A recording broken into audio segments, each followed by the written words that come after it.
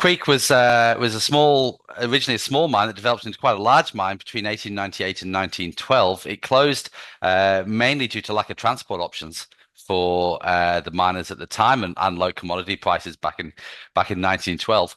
It mined at very high grade, between 2 and 6% copper from different lodes. Reports of up to 12% copper. It was then largely ignored for about 50 years. Mount Isa mines through Carpentero exploration went in and had little luck at it in the 1960s.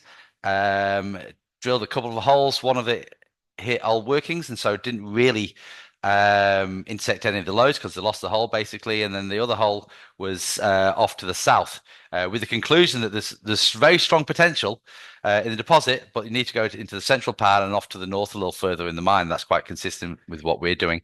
We then saw a few majors who were active in the area. Newmont, who didn't see really any gold in the area, so they walked away. Western Mining saw the copper potential, but were distracted elsewhere further to the south. Came into the area, and then in the early 1990s, University of New England, Geological Survey of New South Wales, along with Rio Tinto, CRA, really confirmed this as a VMS type system, which we'll talk about momentarily. But again, it wasn't a CRA Rio Tinto sized deposit. So into the 2000s, we see 3 or 4 juniors that have all walked up to the project. All the geologists are concluding the same kind of thing. Excellent potential, genuine VMS system.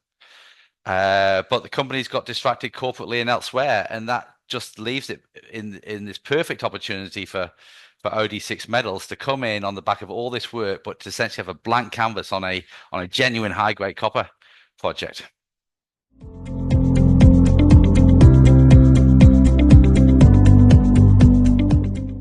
First of all, stepping out a bit, we have the New England origin, which is actually quite famous for mineral deposits, but they're normally related to the granites. So there's some gold, some lead, zinc, silver, some tin, some antimony. These are the kind of standard deposits produced in the New England origin area of northern New South Wales and southern Queensland. But over on the western side, we have some oceanic crust caught up along the Peel Fault, and that presents these VMS systems, volcanogenic massive sulfide systems.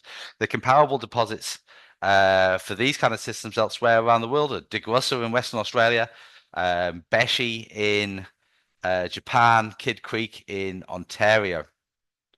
VMS, volcanogenic massive sulfide, is exactly what it says. It's characterized by massive sulfide. And I have a piece here. Here's a piece of massive sulfide from Gulf Creek. This is running high-grade copper. It's got copper, chalcopyrite, pyrite, sphalerite in it. But when we visited the site, one of the things that we noticed is that there's actually a strong magnetite load. So there's not just massive sulfide, there's massive magnetite sulfide. And this is a piece of the massive magnetite sulfide. This is from a rock sample that the other half went about 6.5% copper, about 2% zinc. And as you can see, as I can dangle it from our magnet, that's how much magnetite is sitting in this system. And that's really significant from an exploration perspective because we can utilize those techniques going forward. But when I first walked into the site as part of the due diligence, one of the first rocks I saw was the exhalative chert. And so there's 2 styles of mineralization, but also there's this chert body, which is like from a silica volcano on the sea floor. It's got the sulfide and the magnetite sulfide volcanoes. There's also these silica volcanoes. They're a very strong telltale for VMS systems, and you see them elsewhere around the world.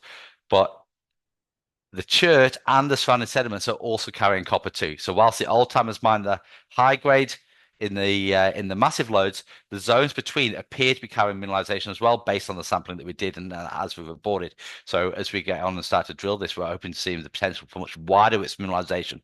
The high grade massive sulfides, massive magnetite sulfides sitting within the broad country rock as well, which is also mineralized.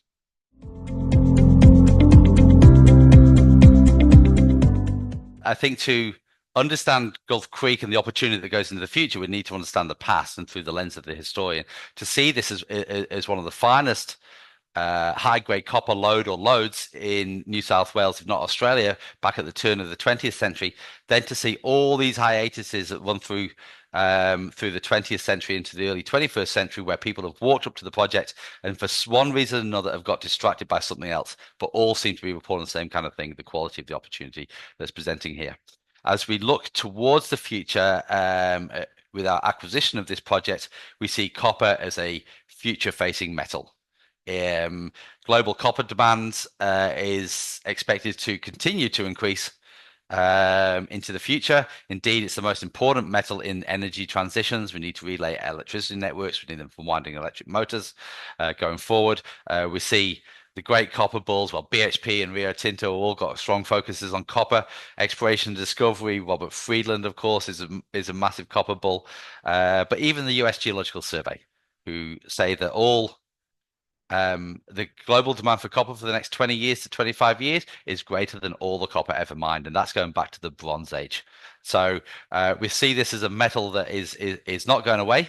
There's very little substitutes for it, and picking up this project at this stage of the cycle, at the value that OD6 presents, will allow us to get going, make some discoveries, and hopefully grow with the great future of copper.